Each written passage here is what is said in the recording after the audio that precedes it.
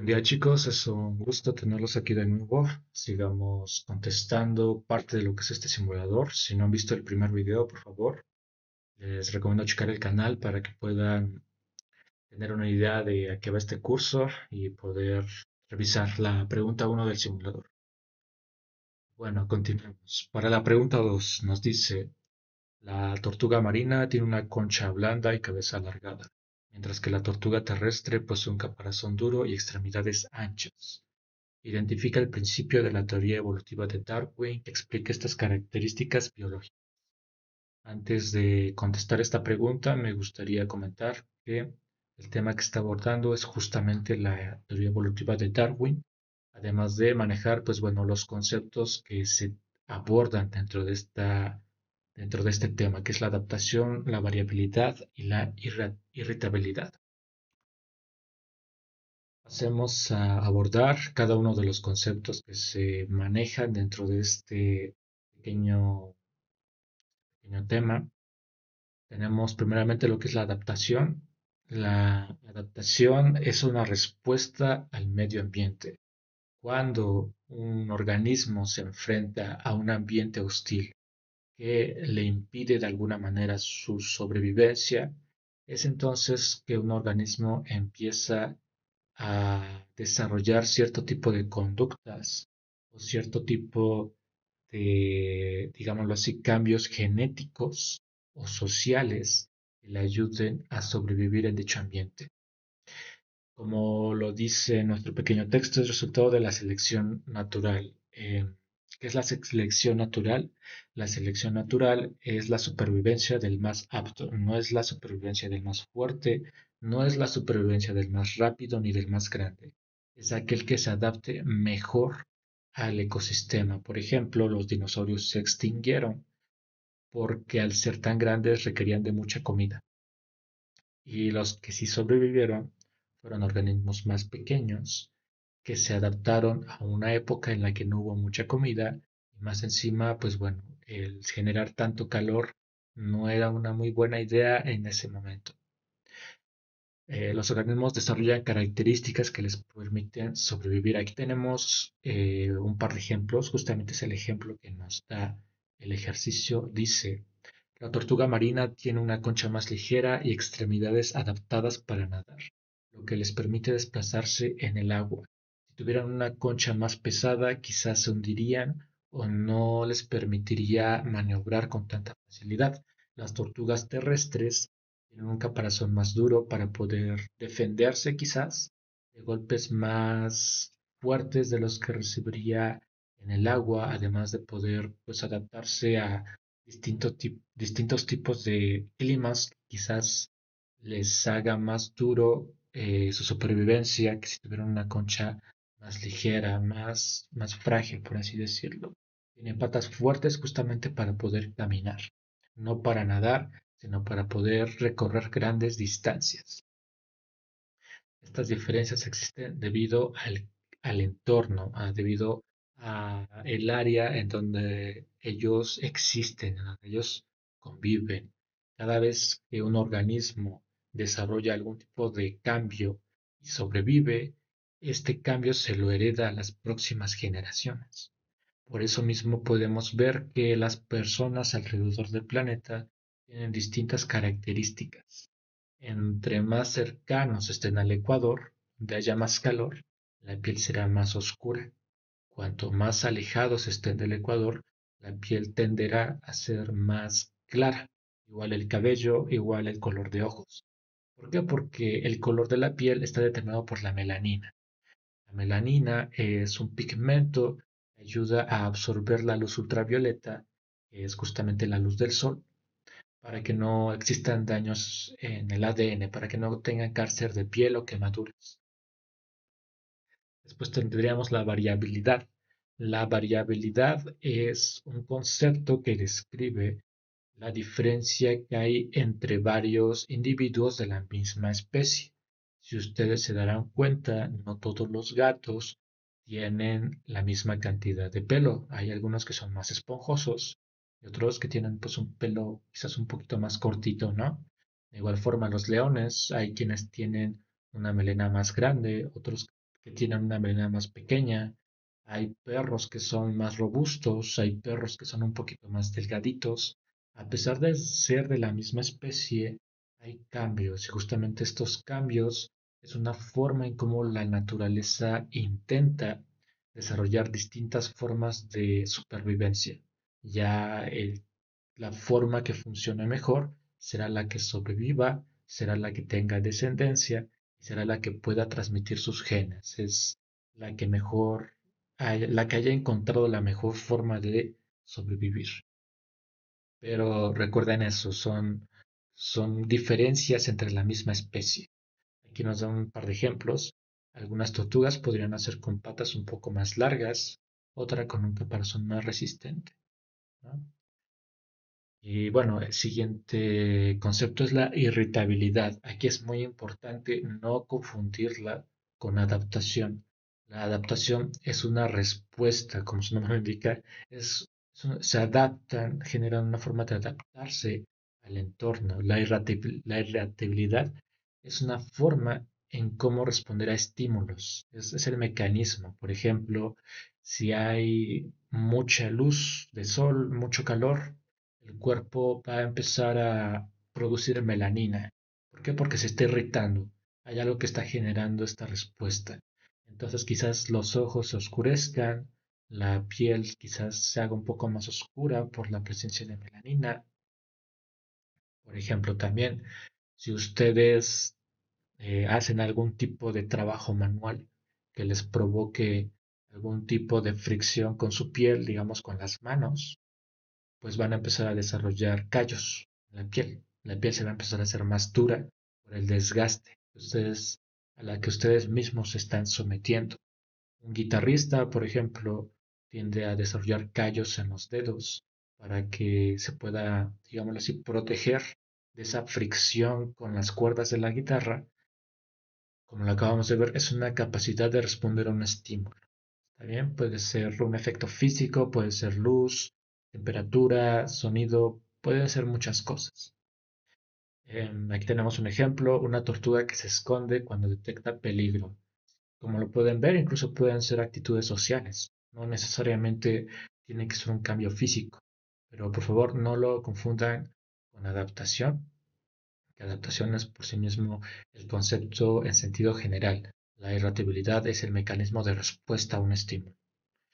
Eh, Como lo puedo decir aquí, esto no explica diferencias estructurales del cuerpo, por lo tanto, no es la opción correcta del ejercicio.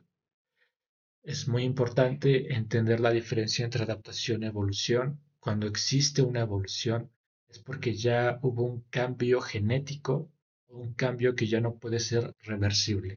Por ejemplo, las ballenas, se teoriza que antes eran algo muy parecido a un perro, ¿no? Era un organismo que caminaba sobre cuatro patas en la tierra. Después este organismo, por alguna razón, decidió que era una mejor idea vivir bajo el agua. Entonces las patas se transformaron en aletas y ya de ahí las aletas, si bien es cierto que nuevamente se volvieron a transformar en patas, pero ya no fue igual, ya no fue algo reversible, sino más bien que fue una evolución, digámoslo así, alterna. Ya no hubo una marcha atrás. La adaptación, por otro lado, si bien es cierto que es una característica heredable, no necesariamente conlleva un cambio genético al grado de desarrollar una nueva especie o una nueva subespecie. El cambio de color de piel puede ser un ejemplo de la adaptación, la estatura también, por ejemplo, ¿no? El tamaño de las manos, la forma de los ojos, por ejemplo, las personas orientales tienden a tener ojos un poquito más rasgados. Las personas occidentales los tendemos a tener un poco más, digámoslo así, más abiertos, más circulares, ¿no? Si bien es cierto que ya es un cambio físico, no llega a ser como tal un cambio genético a gran escala, puesto que una persona de China puede seguir teniendo descendencia, puede seguir teniendo hijos con una persona de América. Siguen siendo parte de la misma especie. La diferencia genética no es lo suficientemente grande como para que no puedan tener descendencia. Es importante saber cuál es la diferencia y no confundirse porque en el ejercicio, si ustedes se dan cuenta, aquí se está refiriendo a evolución por adaptación. Entonces, como que intenta mezclar ahí un poquito las cosas usando distintos tipos de términos, pero al final de cuentas, el hecho de que una tortuga marina desarrolle concha blanda y alargado, mientras la tortuga terrestre tenga un caparazón duro y extremidades anchas, sí determinó un cambio evolutivo, pero por efecto de adaptación a su ambiente. No es irritabilidad, porque no es la respuesta, ¿está bien? La adaptación es el cambio, la irritabilidad es la respuesta. Y la variabilidad tampoco puede ser, porque la variabilidad más bien hace referencia a diferencias entre tortugas de la misma especie, ¿no? Por ejemplo, podemos tener dos tortugas de concha blanda, pero que una tortuga tenga los ojos más chiquitos y otra tortuga de concha blanda también tenga los ojos un poco más grandes. No es variabilidad, porque ya estamos hablando aquí en este ejemplo del ejercicio, ya está hablando de dos tipos de tortugas diferentes, quizás de dos especies distintas. No lo aclara, pero no sé, puede ser. Finalmente tenemos otro concepto que es la selección natural. Como anteriormente lo había dicho, la selección natural se origina debido a individuos que tienen variaciones que les dan ventaja, por lo tanto pueden sobrevivir y pues por ende tienen más hijos y esos hijos pues heredan estas pequeñas variaciones que llegan a presentar. Por ejemplo, quizás hubo un punto en la historia en las que dos caballitos tenían que comer las mismas hojas del mismo árbol. Sin embargo, un caballito tenía el cuello un poquito más largo que el otro, y ese cuello más largo le permitió alcanzar alimento con más facilidad, a diferencia que los otros. ¿Qué es lo que ocasionó eso? Que los otros murieran de hambre por no poder alimentarse, y ese caballo que tenía esa variación que le dio ventaja para poder alcanzar hojas más altas, sobrevivió. Tuvo descendencia, sus hijos nacieron con cuellos largos y ya se activó ahí un gen que hizo que crecieran más y más largos y a lo largo de varios años terminaron surgiendo las jirafas. Esto es un cambio evolutivo también propiciado por selección natural. Entonces, es muy importante tener presente cuáles son las diferencias entre todos y cada uno de estos conceptos para no confundirnos en el examen. Bueno, si nosotros vamos al simulador y respondemos justamente adaptación, nos damos cuenta que es la opción correcta. Aquí el simulador nos da una pequeña explicación. Nos dice, la adaptación es el resultado de modificaciones en el genoma que brindan ventajas de sobrevivencia a los individuos que las poseen ante características ambientales, de acuerdo con la teoría evolutiva de Darwin. Entonces, por favor, hagan los apuntes correspondientes para poder contestar correctamente. Les voy a dejar tarea. Son 4 ejercicios, son poquitos.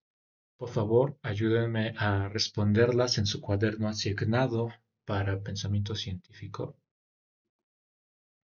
Aquí hay más tarea.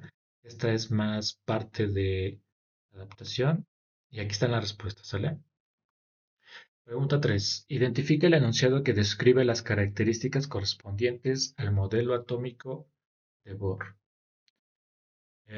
Antes de darle lectura a las respuestas, vamos a desarrollar el tema para que una vez teniendo el conocimiento podamos evaluar exactamente a qué se refiere.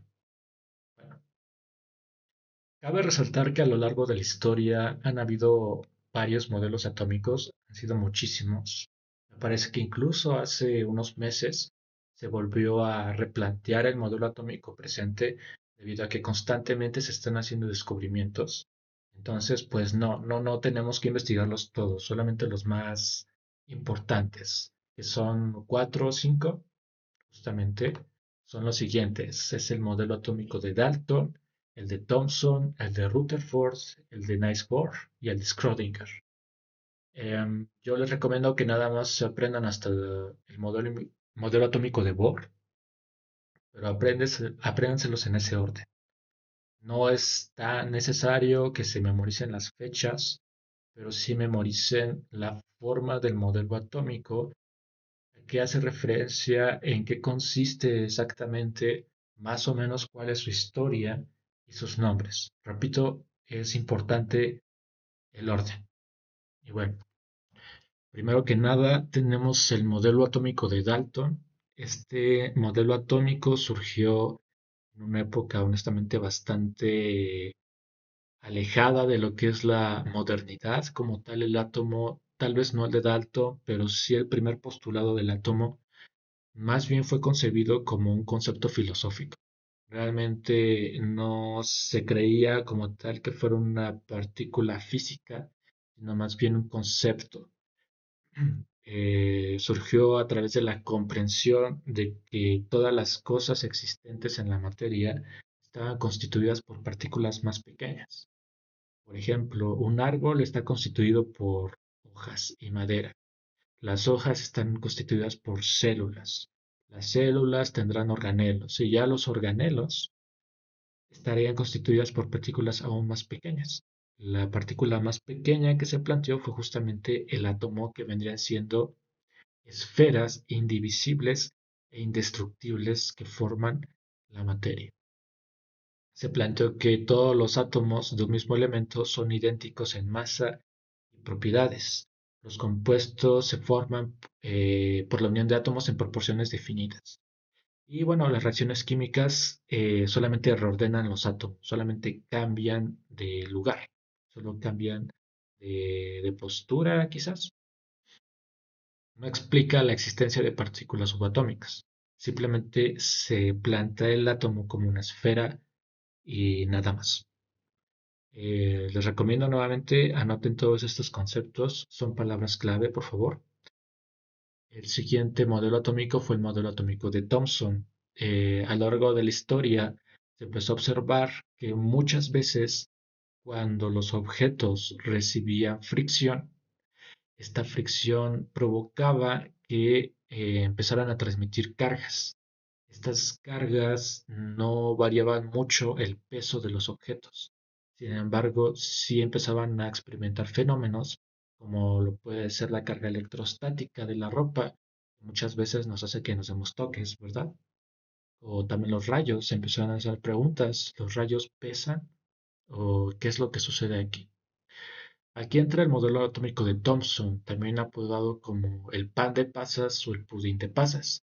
¿Por qué? Pues justamente porque a esta esfera que ya se había planteado, se empezó a plantear que tenía incrustados pequeñas esferitas con carga negativa llamados electrones, que estaban adheridas a una especie de núcleo que tenía carga positiva. Los electrones, al tener carga negativa, se sentían atraídos por la carga positiva del núcleo. Aquí recordemos, cargas iguales se repelen, cargas opuestas se atraen. Esto demostró también que el átomo no era indivisible, ya que, como acabamos de ver, estas partículas, estos electrones, pueden transmitirse y pueden intercambiarse entre átomos. Este tipo de postulados los descubrió Thomson a través de algunos experimentos, como lo fue el tubo de rayos catódicos. Recordemos otra vez, los electrones tienen carga negativa y están incrustados en el átomo. Aquí tenemos todas las palabras clave, todos los conceptos, por favor, anótelos en su libreta. Como tal, Thomson no está proponiendo un núcleo, sino más bien el átomo por sí mismo tiene incrustados electrones. Entonces, no es un núcleo como tal. El núcleo justamente lo planteó Rutherford, que dice que el átomo tiene un núcleo pequeño, denso y positivo. La mayor parte del átomo es espacio vacío. Los electrones giran alrededor del núcleo, pero no explica por qué los electrones pierden energía o por qué los electrones no caen al núcleo. Él planteaba que simplemente orbitaban, como tal, no existía como tal niveles de energía.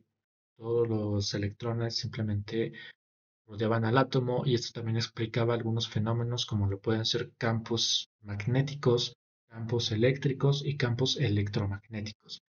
Justamente son un resultado de electrones que orbitan alrededor de núcleos. ¿Eh? Finalmente tenemos el modelo atómico de Bohr. Algunos de ustedes ya habrán visto en la secundaria pueden determinar la configuración electrónica de un átomo o de una molécula. Algunos de ustedes sabrán que según el modelo atómico de Bohr, nos dice que existe algo llamado la regla del octeto. La regla del octeto es una ley que nos dice que la última capa de un átomo, la capa más externa, hace que el átomo se vuelva estable cuando tenga 8 electrones en ella, y que cada órbita del átomo tiene un cierto nivel de energía y tiene cierta capacidad de albergar cierta cantidad de átomos. En este caso, la primera capa del átomo, la más cercana al centro, solamente podría albergar 2 electrones. La siguiente capa podría albergar 8 y así hasta muchas más. Esto todavía no nos interesa como tal, simplemente nos interesa saber que cada capa tiene un cierto nivel de energía, que los electrones orbitan en estas capas y solamente pueden albergar hasta cierto número de electrones. Este estado estacionario nos está indicando que el electrón no emite energía, ¿está bien? Y cuando salta de un nivel a otro, absorbe o emite energía en forma de fotón. Este modelo justamente nos está diciendo que estas órbitas podrían llegar a ser algo así como una especie de gelatina, en la cual cuando tú introduces energía, esta energía se hunde en la órbita en el momento en el cual dejas de impregnarla. Si esta energía no se llegó a acomodar dentro del átomo, esta será, por así decirlo, rebotada. Ajá. Y esto va a emitir energía. No se preocupen si no entienden estos conceptos, son un poquito avanzados todavía, ya en la preparatoria los estarán viendo con más detenimiento. Sin embargo, pues sí memorícense estos conceptos, ténganlos presentes, hagan un formulario, anoten las palabras clave para todos y cada uno de estos modelos atómicos. Finalmente tenemos el modelo mecánico cuántico de Schrödinger. Este ya es un poquito más complejo. Básicamente nos está diciendo que los electrones, más que orbitar y seguir una trayectoria de rotación alrededor del átomo, existen en una especie de nube de probabilidades alrededor del núcleo. Un electrón dentro del átomo podría estar incluso en 2 lugares al mismo tiempo, siempre y cuando 2 electrones no estén en el mismo lugar al mismo tiempo. Es solamente un modelo para mencionarlo, no es algo que verdaderamente sea importante para nuestro curso, pero es un modelo importante que puede que lleguen a mencionar. Entonces, simplemente ustedes tenganlo presentes, no se preocupen por si no entienden exactamente a qué se refiere este modelo. Ya si ustedes deciden estudiar una carrera que tenga que ver con química en la universidad, ahí sí que se los van a preguntar, pero por lo mientras, simplemente conozcan. ¿Está bien? Y bueno, hasta aquí llegaría la pregunta 2. Vamos a tratar de resolverla entonces. Vamos a hacer la lectura ahora hacia las respuestas. La primera opción dice, los electrones giran alrededor del núcleo en órbitas y además no emiten ni absorben energía, sino que se presentan en un estado estacionario.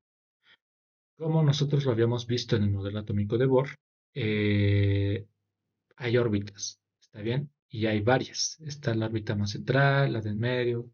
Cada átomo tiene su propio número de órbitas. Ya más adelante lo estaremos viendo con un poquito más de detenimiento, pero por lo pronto vemos que efectivamente coincide con el modelo atómico de Bohr. Como podemos ver, el electrón no emite energía y cuando salta de un nivel a otro absorbe o emita energía en forma de fotón. ¿Qué es un fotón? Es la partícula de la luz. ¿Está bien? Entonces esto es lo que nos describe. Después tenemos, la materia está formada por átomos que son indivisibles, no se pueden destruir y los átomos de un mismo elemento tienen propiedades iguales. Les pregunto desde sus casas, ¿cuál es el modelo atómico que describe esto? Tómense su tiempo para responder. Como nosotros habíamos visto, el modelo atómico que nos lo describe es el modelo de Dalton, que nos había dicho que todos los átomos realmente son iguales, al menos de los que forman parte del mismo elemento, son indivisibles. Esto lo planteó justamente dentro del postulado de Dalton. Para la tercera pregunta, se considera que el átomo tiene carga positiva con electrones repartidos como pequeños gránulos distribuidos en su interior. Les pregunto, ¿cuál fue el modelo atómico que planteó esto? Tómense un tiempo para responder. Recordemos que este modelo atómico fue planteado por Thomson. Recordemos que se llama pudín de pasas porque pues es lo que se parece, ¿no? Hay algunas discrepancias entre este y otro que es muy parecido. Hay uno que los tiene incrustados, hay otro que los tiene en su interior. Hay algunos que los consideran como lo mismo, pero en esencia, pues bueno, son gránulos en el átomo, ¿está bien? Entonces, concluimos que la respuesta correcta es el primer inciso. Nuevamente aquí nos da un pequeño resumen de las propiedades y de la historia de Niels Bohr. Eh, repito, las fechas no son muy importantes, pero pues hay que tenerlas en cuenta, ¿verdad? Y bueno, hasta aquí llegaría el segundo video. En el siguiente video estaremos viendo energía potencial y energía cinética, además de algunos diagramas y ejercicios. Por favor, repasen mucho los temas, hagan sus formularios. Nos estaremos viendo a la próxima.